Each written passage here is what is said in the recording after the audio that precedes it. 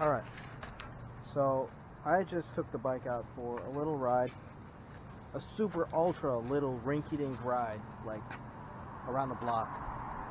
And one thing I noticed, is that when I started leaning the bike over, it felt like there was a bubble on the tire. But I didn't see any bubbles on the tire. Like, I felt the tire all the way around and it felt smooth. Right? And this was just like in my neighborhood. Like, I was probably a quarter of a mile away from here. Just taking a nice turn. I was like, yeah, leaned it over, you know, tried to scrape a peg. The minute I tried to lean it over to my left, it's like I was riding on a rough road. I was like, what the hell? I'm going like 25 miles an hour. This is nothing. Right? Then I continue cruising straight. And then it feels like as I continue to increase my speed, it's getting like the ride's getting rough, you know, as if I'm riding on a bumpy road. So I stop, and I didn't stop, like I just continue cruising like 20 miles an hour or whatever. I look, like I just try to like look down like that to see if it's flat.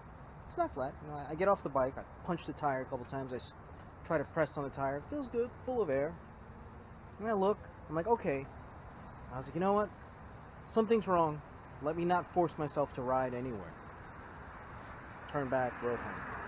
Park the bike, I'm like, something's up with this bike. And the minute I get off my bike, you know, I get off the bike, and I look at the wheel. Okay. Oh.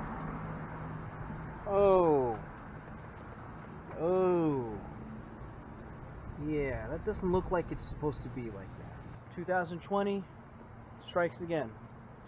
Riding season done. That's it. So that right there was my last ride of 2020. And it's not even winter yet. On the bright side, I got the new taillight housing installed, so that's good. You know, it looks all nice and ready. We got both lollipops going on. You know, these are nice and tight.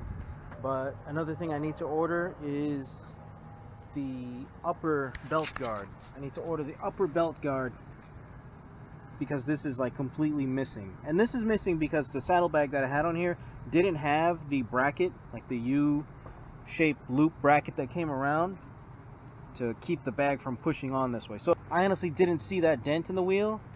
So that's a sign that the riding season's over for 2020, folks. Upper belt guard needs replacing. Wheel needs replacing, tire needs replacing, front tire needs replacing, the rear taillight housing has been replaced, a new power socket had already been installed last week. That's not going to see any action until next year. Right now, I don't think I'm going to be able to, I don't think I'm going to have a motorcycle for the rest of 2020. Alright, so what is going on, guys? Welcome to another video. Here we are, standing in the nature, as you can see. And what we're going to do today is we're going to go off-roading. The reason why is because we have to work on the bike to remove its bent wheel. So, this right here is a problem. So we're going to make the motorcycle great again. Let's go off-roading.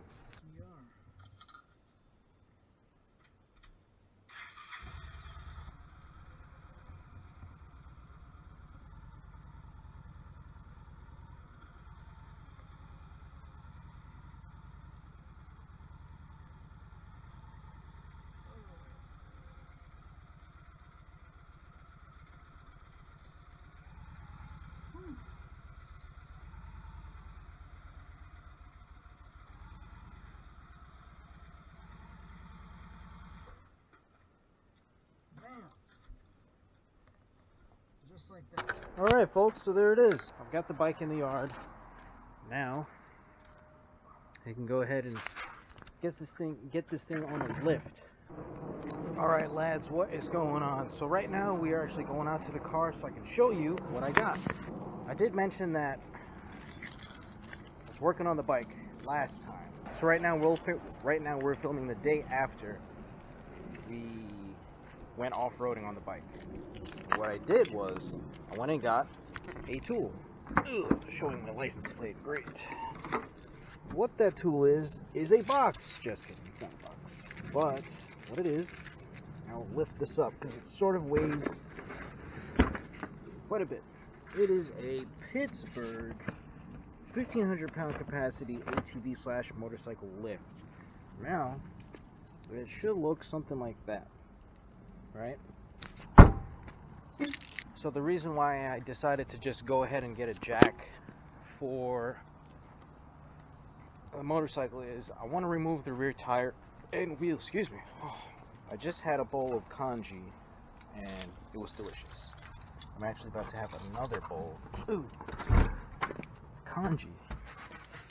Smells like cinnamon. Yes, that is right. So, let me go ahead and put this away. Where was I? Oh yeah, Panera. I forgot to tell them decaf, but it's alright. I'll figure it out.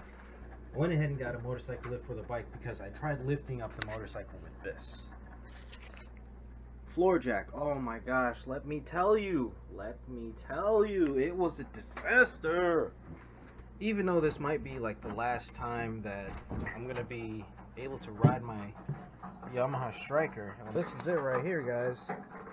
Just sort of hanging out, I know. Yeah, kind of a mess. So even though I have my motorcycle still, I don't see that I'm going to be able to ride that again this year. For one, it's getting pretty cold. 2, it needs wheel repair. 3, I have plans for the motorcycle. And I don't know if I should just let the cat out of the bag here, but I have another bike in sight. And that bike is categorized as a standard bike. But to me, I'll still see it as a sport bike. So there's that. And it's just something else that I've been considering for quite a while because my motorcycle is great. It's comfortable, right? It's just a nice, it's just a nice, easy motorcycle to ride. And having been a motorcyclist for, let me turn off my speaker, I would say 6 years now. This is 2014 is when I got the motorcycle. I feel like as a motorcyclist I've reached a level where I want to try something else. In the beginning, when I got my first motorcycle, I'd seen that it was a V-twin. That was a Kymco Venox 250. Small engine motorcycle, but good to get around on. Sadly, I didn't learn technique and slow speed maneuvering really well until this past summer. And I just think it's crazy to say that this past summer. And having learned that, and having ridden with a friend of mine, who I'll put their Instagram right here, or here, or here. I just have to figure out an effect. Their motorcycle is a sport bike. I would say super sport because it's very aggressive seating, on and on. A ZX6R. I was constantly being left in the dust when it came to turns, and when it came to high-speed stuff, it just sort of felt out of place riding a Yamaha Stryker with a raked out front. Yeah, it's got a 1300cc engine, but it's not a motorcycle that's built for high speed, Seeing how the motorcycle handled in the turns kind of left me wanting to... Shout out to Panera. Kind of leaves me wanting something more in the handling department. You scrape, like, if you're a motorcyclist, you know what I mean. Like, you scrape pegs on a cruiser, especially a low cruiser like mine. The seat height is like 24 inches, perhaps 25. It's a good motorcycle. It's torquey. It's gotten me to past 20,000 miles, and it's been a good bike. But right now, I sort of want to try something else. The motorcycle that I have in mind, that is in my sights, is a 2020 Suzuki GSX-S 1000F. The fully faired version of the Suzuki GSX-S 1000. I want the fully faired version in the hopes that it'll be more aerodynamic and that it'll cut through the wind, so to speak, the same way that a Super Sport would. I've sat on this motorcycle once for about 15 minutes at Motorcycle Mall over in Belleville, New Jersey, and it was good. Very, very comfortable seat. Riding position was slightly more aggressive than a cruiser. GSX-S 1000, compared to my Stryker where you're sitting up like this, you're just leaning forward a little bit. It's a plan for the future, which is very near, 2021, new bike. Still motorcycling, not giving that up anytime soon. The only adventure that I'd had yesterday trying to lift my motorcycle up was trying to lift it from the frame straight down. There's a brace that goes straight across that's probably about this thick, and it only goes from side to side on the lower portion of the frame of the bike. And I looked at it and assumed, oh, it could be a jack point, because I did use it as a jack point one time to hold the bike up straight when I was trying to watch the eye for the oil level on the engine oil crankcase level.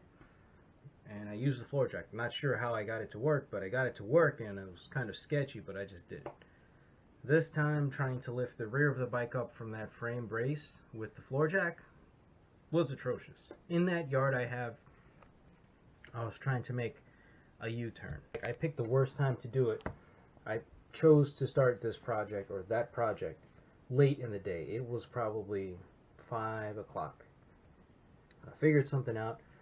Oh, let me try and do a K-turn. The K-turn turned into like a 30-point turn because of the size of my little yard that I have. But I got it turned around. But I was wearing sandals, which was probably not the best footwear to wear. But I was wearing sandals, same ones that I have now. These are Under Armour sandals. They're just slides. And I had the front wheel in the grass, and I was like, oh, let me back this up some more. Let me just try to turn the forks and straighten that bike. The rear tire went into the grass, and I had like about this much of a ledge to back up on. And for maybe 15 minutes, it felt like forever. I was trying to back the bike up. So imagine I had my hands on the bars, and I was trying to push back with like my feet. This isn't happening, so it was just like that. I was hitting a bump. It was almost like I was backing over a bump, and I had no leg strength to push the bike back. I was stuck, and I was like, what am I going to do? There's got to be another way for me to try and lift the bike up from that little brace. Made up my mind. Since I had the bike turned around anyways, I couldn't push the bike back from the handlebars with my feet. Let me just ride through the yard, make a U-turn in my yard, which I did. I know, I didn't record all of that, because it was pretty fun, and I was getting kind of like stressed. So, made the U-turn. I rode back into the backyard, my yard, the same way I pulled in initially, but I pulled off to the left some more. No, to the right? Either way. So I just pulled right back in. I was already like pulling my hair at this point, and I just pulled up, and I was like, okay, kickstand down. Looked on the right side, now you've got this much space as opposed to this much space. Like this much space, you can't fit a floor jack under. You'd have to put the bike on like planks of wood as if it was a stanced car. So it's like I was pulling the bike towards me, all the while not trying to allow it to fall over, while pushing the floor jack underneath the frame and then lifting. Tried that a couple times, really scary. It's like, the first time I tried it, I had it too far to the left side of the frame, and it was almost tipping the bike over to me, so I set it back down. I adjusted the floor jack, tried to lift it up from the center again, and then it just felt like it was teetering. I was like, no, this isn't happening. Went on my internet machine and found something on sale at Harbor Freight. After my shift ended, went ahead and got it, and I get there, so I'm in there. But by this time I was already tired. I just wanted to go home. I find it. There's one left, and just like you saw, the box was like chewed up. I was like, I'm just gonna get it, you know, because I want to just get this tool, go home, and get this whole thing over with. or coverage starts at 7:30 or 8, there's a game. I think it's the Cowboys-Eagles game. So I think that's going to be a good place to end the video for now. That was just pretty much a little update on what had happened. What had happened was, from the other day, from yesterday, I just feel like you're free when you're on a motorcycle. And once you're on the motorcycle, you got your helmet on, you got your music on if you have music on, or just silence, which is fine. Got your ear protection in. I hope you wear your protection, because I'm going deaf, which is bad. And once you get on that motorcycle, it's like you go and like you are in total control of that ride. It's not like being in a car, you know, you can just sort of look around or whatever. When you're on the bike, you can't wander off. Like your mind is completely focused on the road. Throttle therapy. Not too sure how to say it. Put this video together. I'll try to make it nice for you guys so it's enjoyable to watch. Shoutouts to the best 1As. I'll link a video that he put together that inspired me to try doing stuff to my bike. If you like this video, give it a thumbs up. If you subscribe for more, comment below what you think. Follow me on Instagram at FCT80306. Good night.